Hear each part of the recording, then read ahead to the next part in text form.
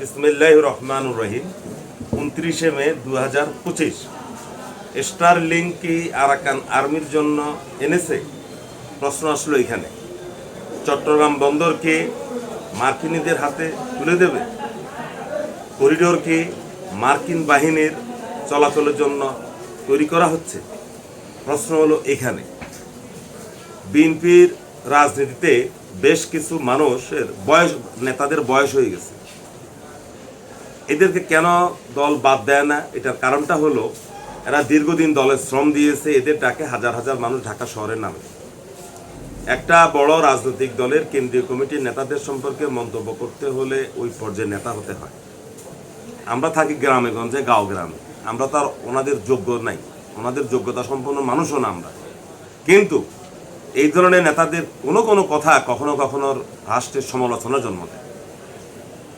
আওয়ামী লীগের শাসন আমলে বিএনপির কর্মীরা চাতক পাখির মতো তাকিয়ে থাকতো কবে মার্কিন স্যাংশন আসে, কবে মার্কিন যুক্তরাষ্ট্র আমেরিকা আওয়ামী লীগের নেতা কর্মীদের যুক্তরাষ্ট্রে প্রবেশে স্যাংশন দেয়।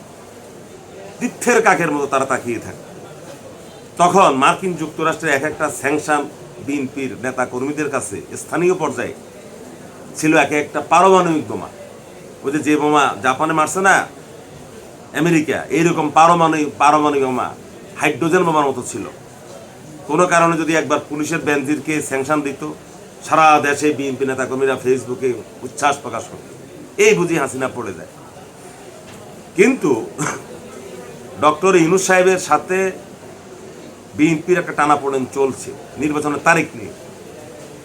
সেটাকে কেন্দ্র করে কোনো কোনো নেতা এমন সব মন্তব্য করছেন, মনে হচ্ছে যে তারা ক্ষমতায় যেতে চান না, তারা রাস্তায় রাস্তায় থাকতে চান।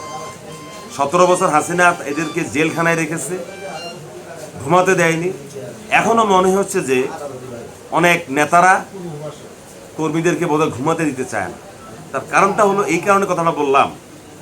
মির্জা আব্বাস সাহেব, আপনি কিভাবে জানলেন যে স্টারলিংক আরাকান আর্মির জন্য আনছে? আপনি কি চীনের সাথে বন্ধুত্ব করতে চান? চীন কি আপনাকে বন্ধু ভাবে? শেখ হাসিনার আমলে শিক্ষা হয় নাই? 18 সালে নির্বাচনে যে বিকেলবেলায় গিয়া যে চীনের রাষ্ট্রদূত শেখ হাসিনাকে ফুলের মালা দিয়ে আসছে, অভিনন্দন দিয়ে আসছে, যদিও বেসরকারিভাবে তখনও অনেক বাকি ছিল ফলাফল ঘোষণা। আপনারা কি মনে করতে চান? এই যে আমেরিকার জন্য করিডোর দিচ্ছি, চট্টগ্রাম বন্দর আমেরিকাকে দিচ্ছে, আপনি কিভাবে বুঝলেন, কিভাবে জানলেন? আপনি কথাবার্তা বলতে হয় কূটনীতির ভাষায়। আপনি স্থায়ী কমিটির সদস্য। আপনি গতকালকে পল্টনে যে ভাষায় আপনি বক্তব্য রেখেছেন, এই ভাষায় আপনি দলকে আরো বিপদে ফেলে দিচ্ছেন। কোনো কারণে যদি একবার আরাকান আর্মি যদি এই তারা পুরো স্বাধীনতাটা তারা ঘোষণা করে ফেলে এবং পরিপূর্ণভাবে তারা তাদের পতাকা, তাদের কাগজের নোট, মুদ্রা, জাতিসংঘের সদস্যপদ তারা অর্জন করে, তখন আপনারা যদি বিএনপি যদি ক্ষমতায় থাকে, এই আরাকান আর্মি কি আপনাদের সাথে কি আর ভালো সম্পর্ক কোনোদিন রাখবে প্রতিবেশী হিসাবে?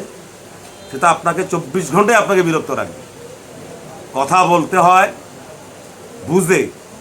বিএনপি বলেন আর যাই বলেন, আপনি যে দলেই করেন, আপনার বয়স হয়ে গেছে, আপনার এখন অপশন নেওয়া উচিত। আপনার বহু হ্যাডাম ঢাকা শহরের মানুষ দেখেছে।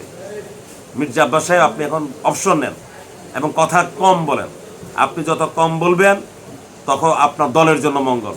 আপনি এখন আর এই যুগের 21 শতাব্দীর এই যুগে আপনি রাজনীতি করার জন্য উপযুক্ত নয়। এটা আপনি গতকালকে আপনার বক্তব্যে প্রমাণ করেছেন। সবাইকে ধন্যবাদ, ভালো থাকবেন।